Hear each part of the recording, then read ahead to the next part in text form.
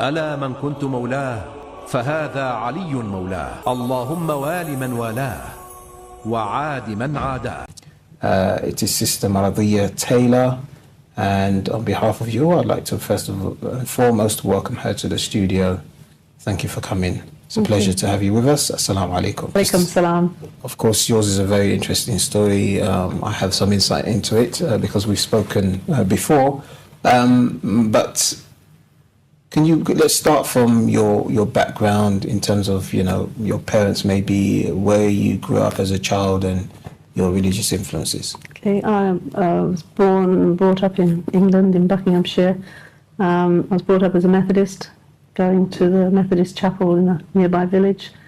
My family, partly Anglican, but my great-grandfather had helped to build this Methodist chapel, and that was always something very interesting and proud of in the family. I had a very normal 50s, 60s childhood, married in the 70s. Alhamdulillah. So you said your family were predominantly Anglican. However, your great-grandfather... This was in the early 1900s. 1900s. Him and his wife became Methodists. And my grandfather was brought up as a Methodist, likewise my mother and her sisters.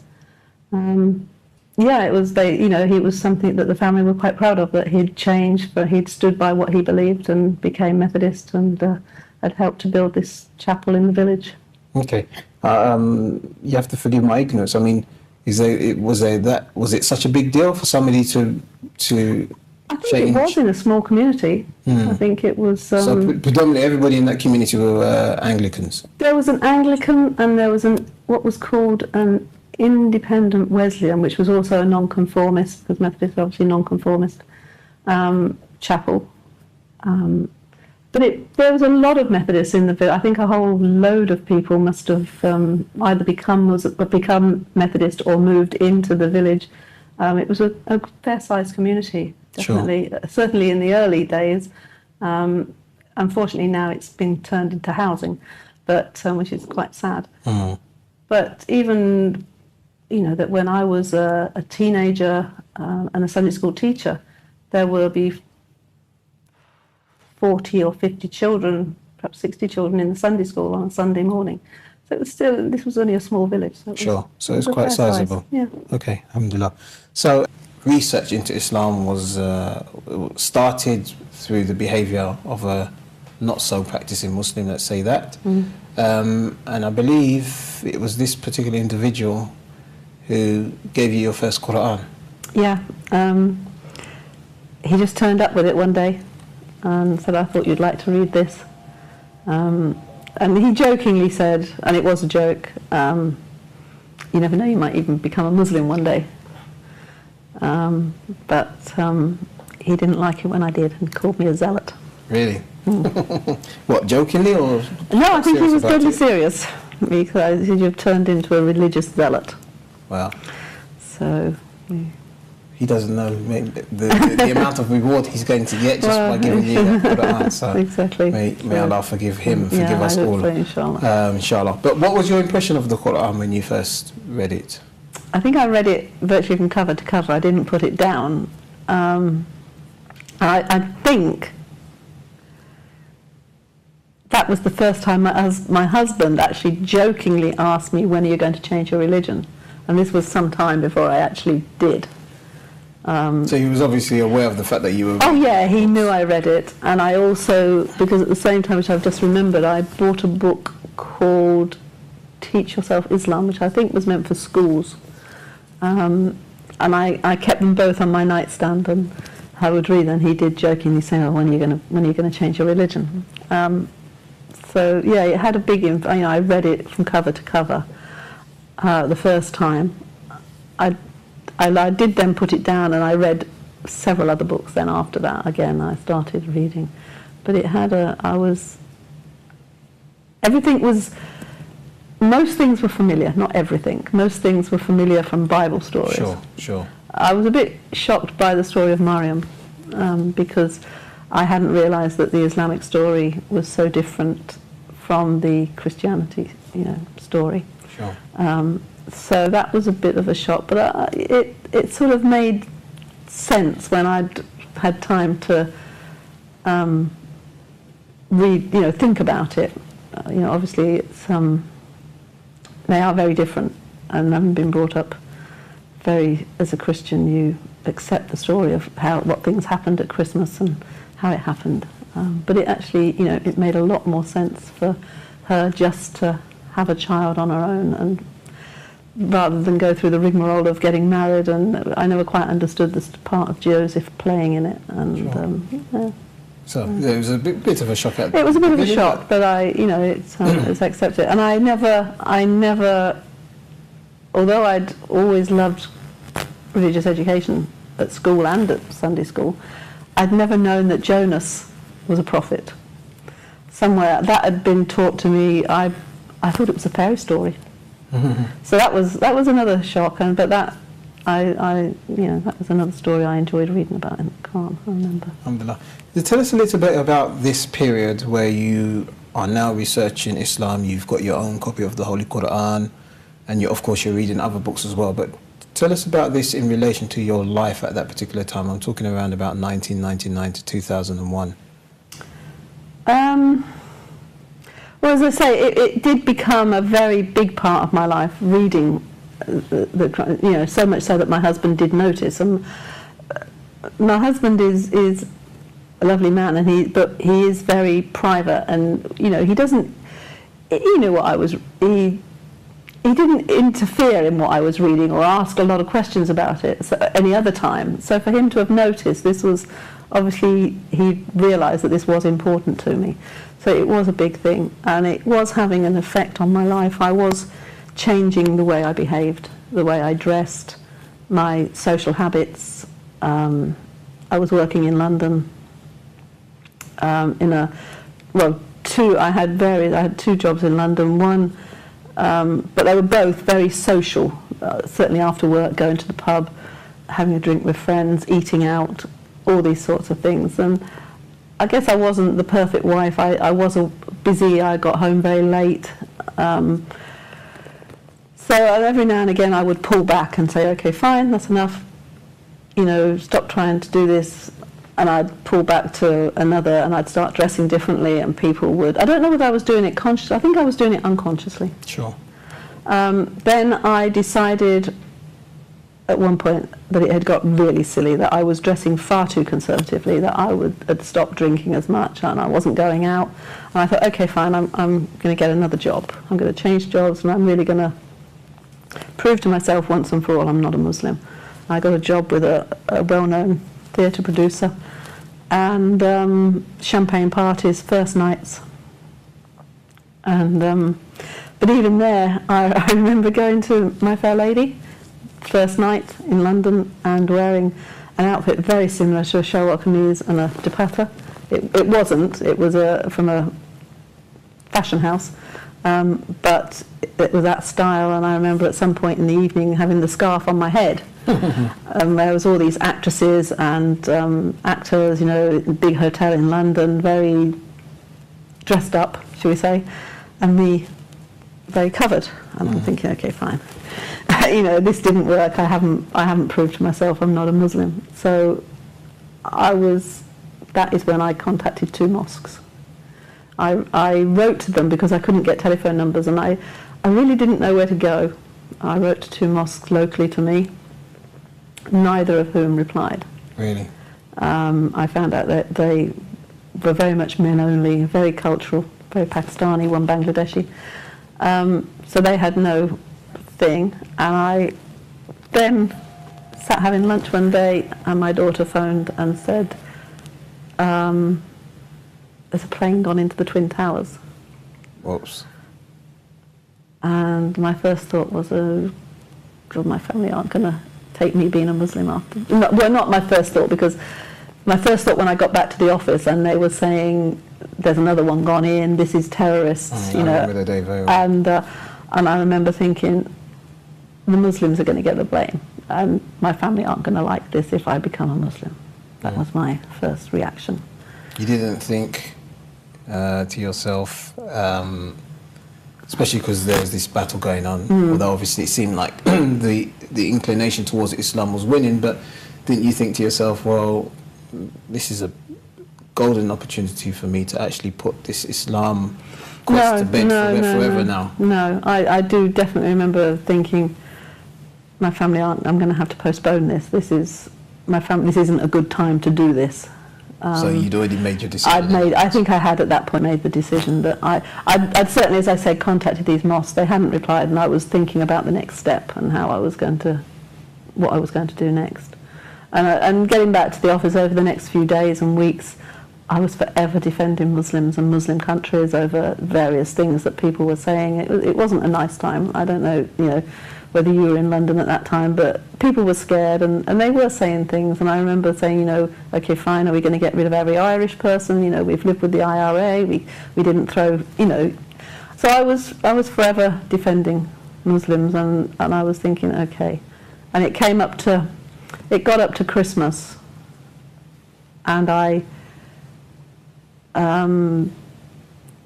can't remember if it was before Christmas or during Christmas, I decided that I would look for a job closer to home so that I could, I really didn't like working in London after that. I'd had perhaps I'm a bit scared, I don't know, but I think that came into it. I decided to get out, but I also decided that it would be a part-time job.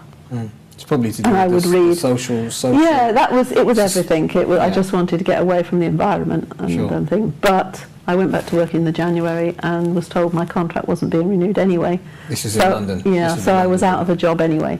So I felt that was a good sign. It'd been taken out of my hands, and I did then get a job locally, part-time, and managed to do more reading and research, and then I wrote 2 websites.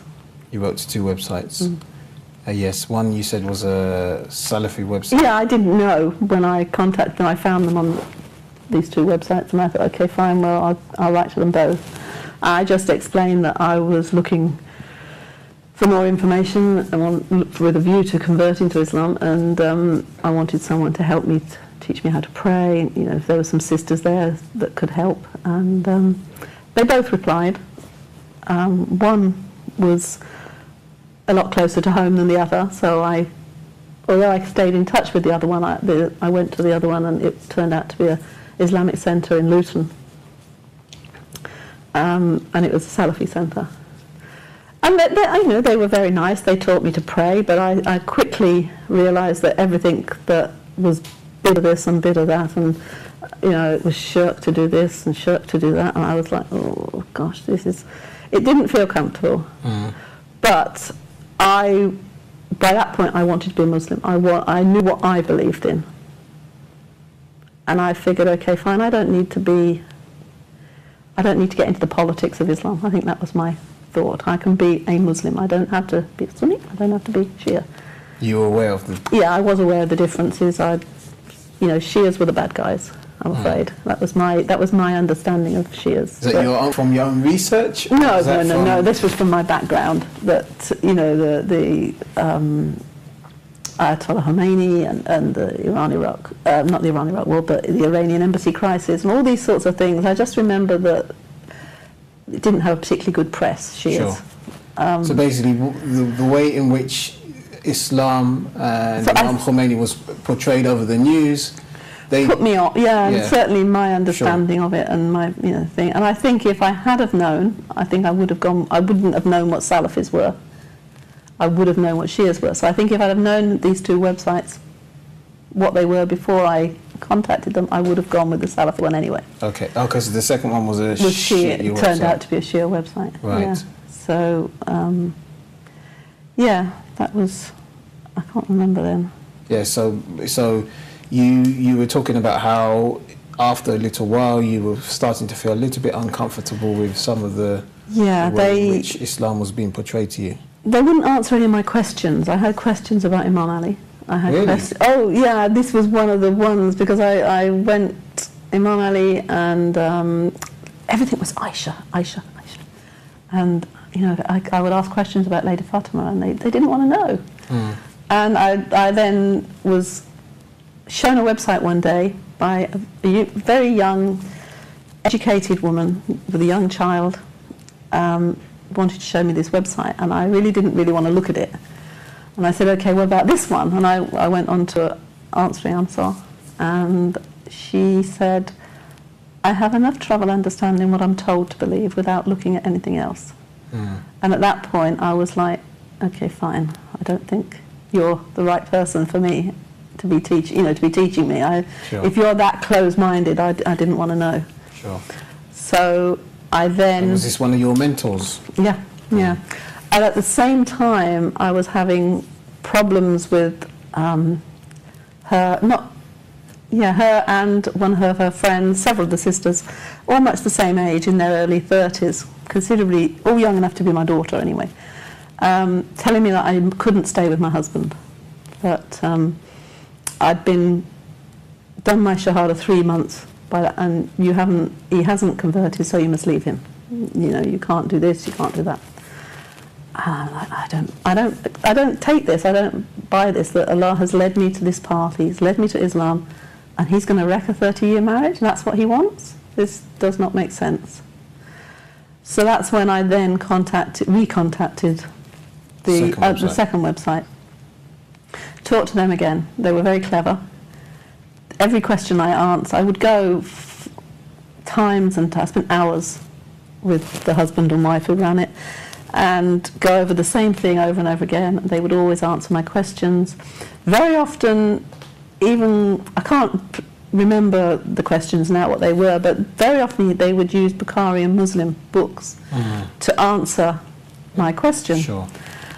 And I remember one day, I said, you know, why weren't they in thing? He said, well, because they're Salafis, and your beliefs, what you believe about Imam Ali, that he should have followed the Prophet, and the sermon, the last prophet, the last sermon of the Prophet, and all this. He said, your Shia beliefs. So that's why. And I was like, I can't be a Shia.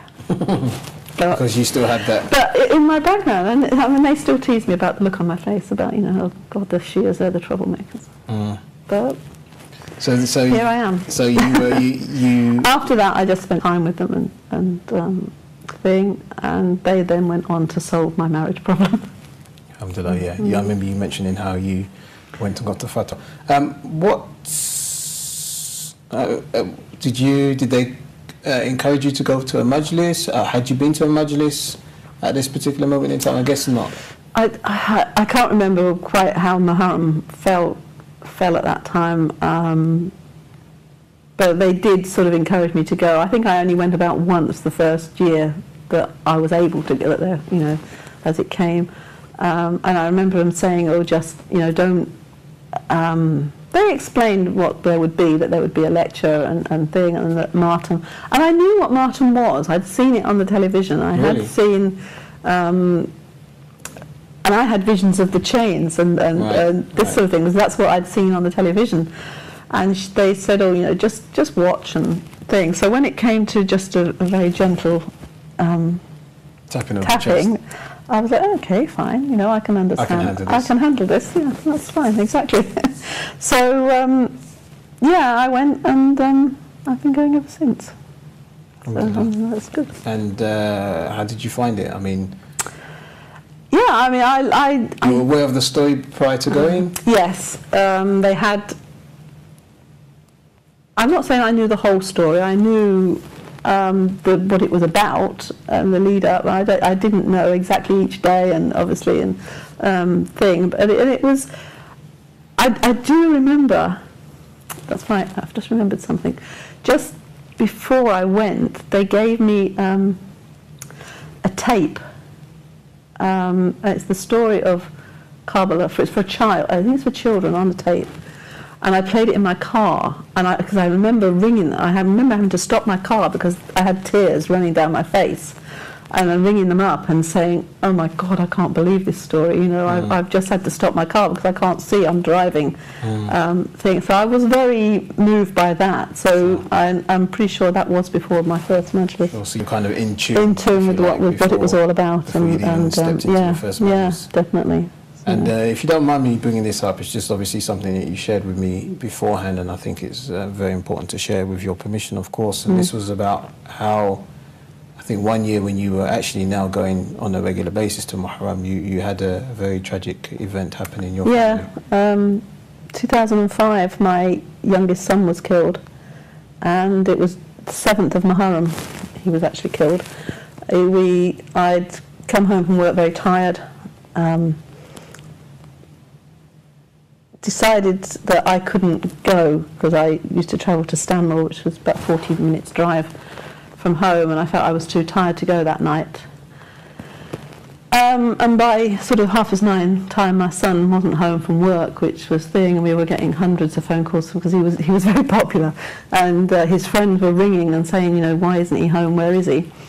And I was planning his funeral. I don't know why I was thinking, oh, you know, I'm going to have a reading from. I want a reading from the Quran. I'm going to have to try and persuade my husband. And I remember thinking, how am I going to do it? And I was giving. It's just because he wasn't home at This was just. He just wasn't home on time. His girlfriend rang us and said, you know, why isn't he home? Do you know where he is? Was he going to do anything?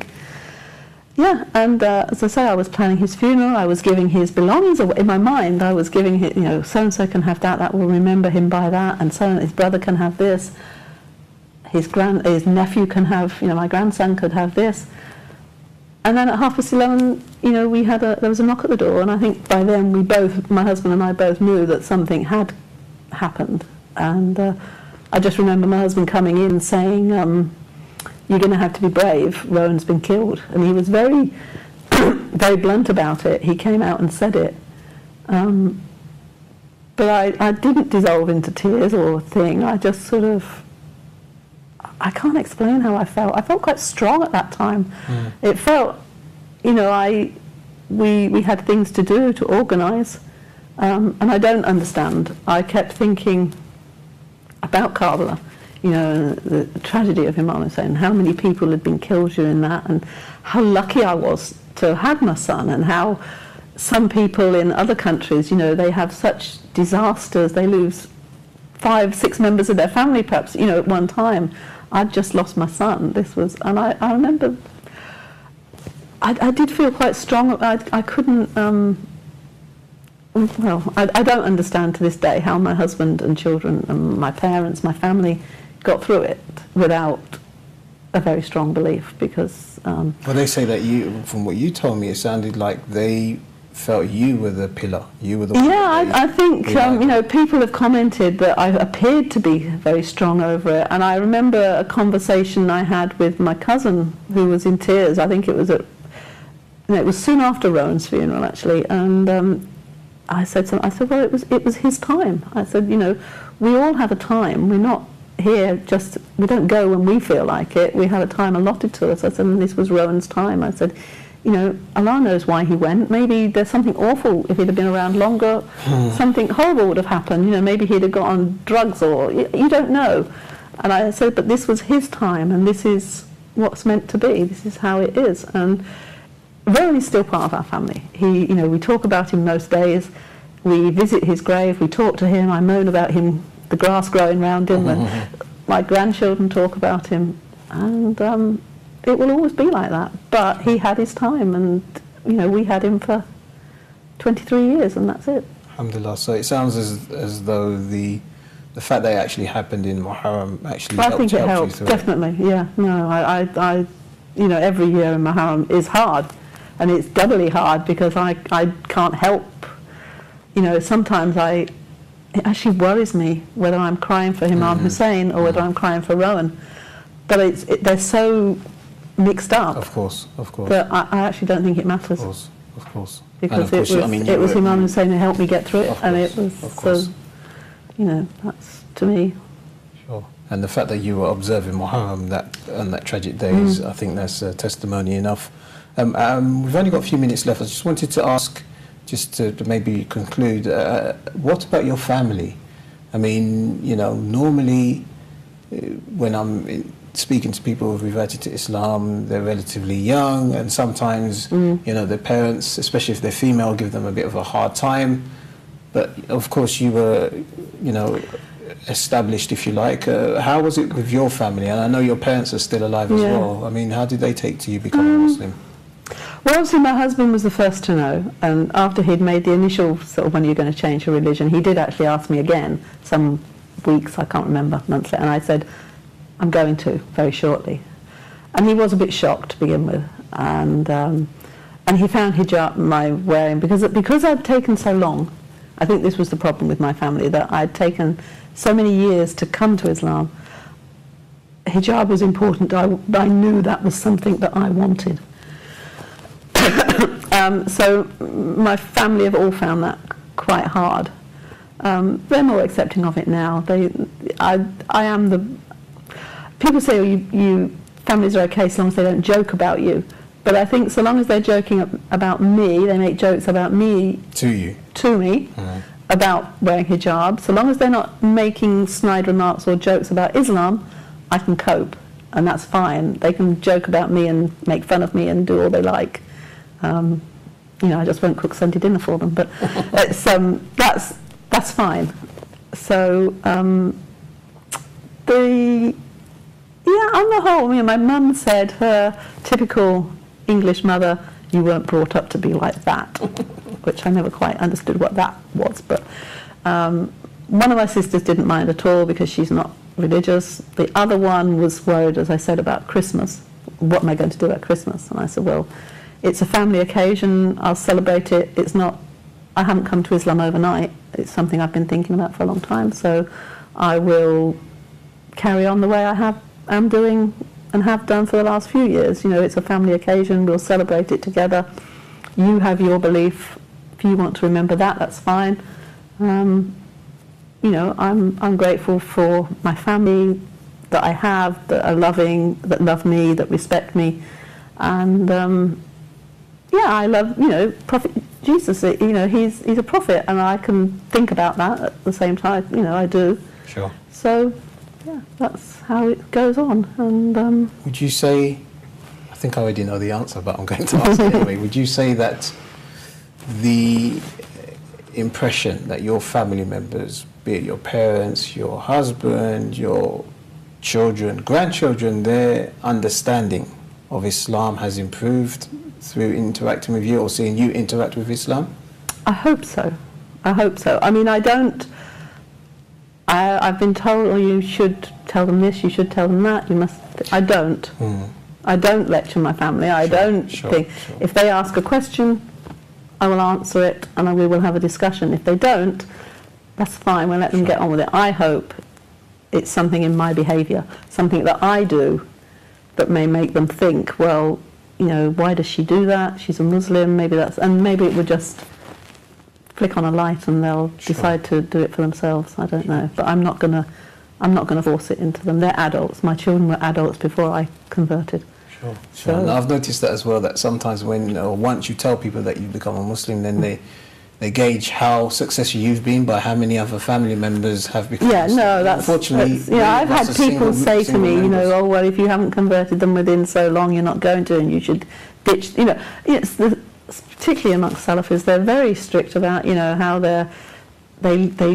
I think why don't you just take your time with your family, accept them, respect them. They have a right to their own opinion. Sure. And so long as my family accept and respect that I have a right to my opinion, that's fine. Sure. And of course you're doing that anyway, and of course even if they don't revert to Islam, as long as their opinion of Islam is positive, is enhanced, that's fine. Alhamdulillah, you're doing a good job. Certainly with my husband, I know his beliefs are very similar to mine, and he's very respectful of it, and they all are, so that's Alhamdulillah. how it is. Thank you very, very much, Sister Maradhiya. It's been a pleasure, and I've been looking forward to this interview for a long time, and thank you very much for taking the time out. I know you've come from very far away.